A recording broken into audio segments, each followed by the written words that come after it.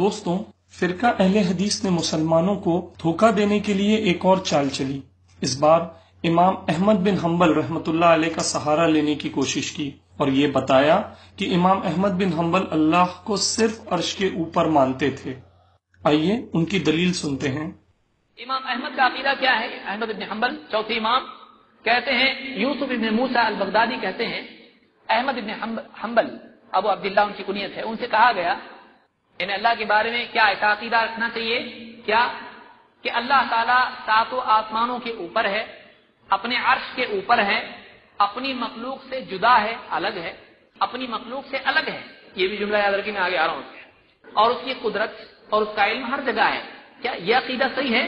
کیا یہ عقیدہ رکھنا چاہیے؟ قال نعم، امام احمد کیا کہہ رہے ہیں؟ ہاں، اللہ عرش پر ہی ہے اور اس کا علم کوئی جگہ ایسی نہیں جہاں اس کا علم نہ ہو۔ اس کو امام اللہ لکھائی نے اپنی کتاب شرح اصول اعتقاد اہل سنت والجماعت، اہل سنت والجماعت کا عقیدہ کیا ہے، وہ کتاب ہے پوری، اس میں روایت ہے، تقریباً 5 جلدوں میں وہ کتاب ہے عقیدے پہ ہے، وہ کتاب دیکھنا ہے، کوئی دیکھ سکتا ہے اس کو۔ تو دوستوں، دیکھا آپ نے، فرقہ اہل حدیث نے اپنی دلیل جس کتاب سے پیش کی، اس کتاب کو لکھنے والے امام اللکائی ہیں، جن کا انتقال 418 ہجری یعنی 418 میں ہوا۔ اس کتاب میں امام لکائی لکھتے ہیں کہ یوسف ابن موسیٰ فرماتے ہیں کہ امام احمد بن حنبل رحمۃ اللہ علیہ سے پوچھا گیا اللہ کے بارے میں۔ دوستوں، یوسف ابن موسیٰ کا انتقال تو 253 یعنی 253 ہجری میں ہو چکا تھا اور امام لکائی 418 ہجری کے ہیں۔ تو امام لکائی اور یوسف ابن موسیٰ ان دونوں کے انتقال میں 165 یعنی 165 ایئرز کا فرق ہے۔ تو دوستوں، نام کے اہل حدیثوں سے سوال یہ ہے کہ یوسف ابن موسیٰ کے انتقال کے بعد امام احمد بن حنبل کا یہ قول امام لکائی تک اتنے سالوں بعد کیسے پہنچا؟ نام کے اہل حدیثوں ہمیں بتاؤ، ان دونوں کے بیچ کی سند کہاں ہے؟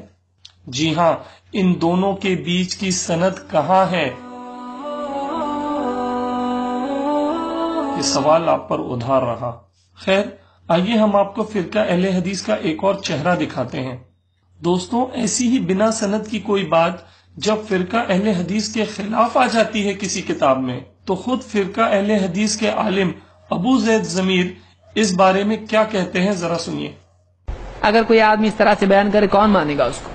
تو سند لولا الاسناد لقال من شاء ما شاء، عبداللہ بن مبارک کا قول ہے کہ اگر سندیں نہیں ہوتی، سند کو محفوظ رکھنے اور بیان کرنے کا اگر اہتمام نہ ہوتا، جس کے جی میں جو آتا کہہ دیتا ہے، ہر چیز دین بنا سکتے ہیں، بغیر سند کے کچھ بھی بول دیا، کوئی بھی آدمی بول سکتا ہے۔ تو ایک آدمی اللہ کے نبی صلی اللہ علیہ وسلم پر کچھ بھی گھڑ سکتا ہے، لیکن جب سند کی بات آتی ہے تو پھر آدمی اپنے جھوٹ میں پکڑا جاتا ہے۔ تو یہ جو روایت ہے اس کی سند ہی نہیں ہے، یہ کنز العمال میں بغیر سند کے موجود ہے، لہذا اس سے دلیل پکڑنا یہ ایسے آدمی کی پیٹھ پر سوار ہونا ہے جس کی ٹانگیں نہیں ہیں، مجھ کو لے کے چل، اور میں خود نہیں جا سکتا، تیرے کو کیسا لے کے جاؤں؟ تو یہ دلیل ہی نہیں بن سکتی ہے، اس کی سند ہی نہیں ہے۔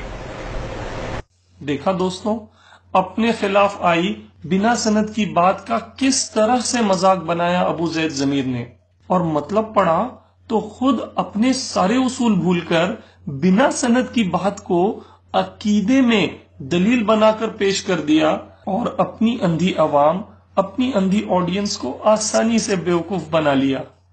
افسوس ہوتا ہے جب فرقہ اہل حدیث کا نام لے لے کر اس طرح بیچارے مسلمانوں کو تحقیق کے نام پر بیوقوف بناتے ہیں۔ یہ جواب تو کافی تھا ایک سمجھدار ایمان والے کے لیے کہ وہ فرقہ اہل حدیث سے توبہ کر لیتا، لیکن دوستوں، ہم آپ کو ایک اور بات بتاتے چلیں۔ افسوس اس بات پر کہ امت کو قرآن و حدیث پر جمع کرنے کا دعویٰ کرنے والا یہ اہل حدیث فرقہ خود اس بات پر جمع نہیں ہو پا رہا کہ آخر دلیل میں پیش کی ہوئی کتاب شرح اعتقاد اصول اہل سنہ کا لکھنے والا کون ہے۔ فرقہ اہل حدیث کے ابو زید ضمیر تو کہتے ہیں کہ یہ کتاب امام لکائی کی ہے، جبکہ انہی کے عالم زبیر علی زئی کہتے ہیں کہ یہ کتاب امام لکائی سے ثابت ہی نہیں ہے۔ حوالہ مشہور واقعات کی حقیقت، پیج نمبر 45۔ اب اہل حدیث فرقے کے ماننے والوں، ہمیں یہ بتاؤ کہ تمہارے فرقے کا کون سا عالم سچ بول رہا ہے اور کون جھوٹ۔ جس کتاب کے لکھنے والے کا ہی فرقہ اہل حدیث کے نزدیک کوئی عطا پتہ نہیں، ایسی کتاب سے عقیدے جیسے بڑے اور باریک مسئلے کو ثابت کرنا یہ کہاں کی عقل مندی ہے۔ افسوس ہے ایسی ریسرچ کرنے اور ایسی تحقیق کو ماننے والوں پر۔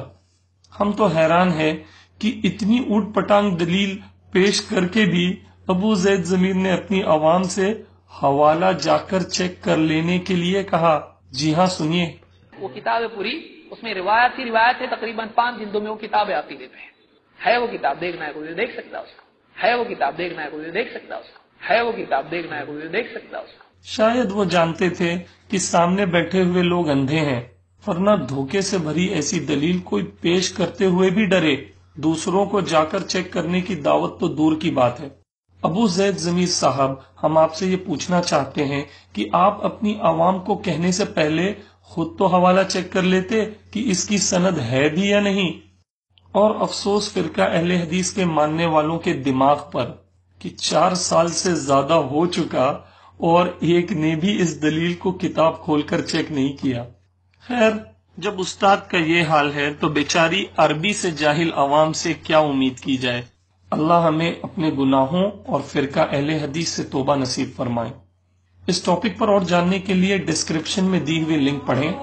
اگر آپ کو ہمارا یہ ویڈیو پسند آیا تو امید ہے آپ کو ہمارے دوسرے ویڈیوز بھی پسند آئیں گے، جنہیں دیکھنے کے لیے ویڈیوز پر کلک کریں۔ نئے ویڈیوز کے لیے ہمارے چینل پر سبسکرائب کریں۔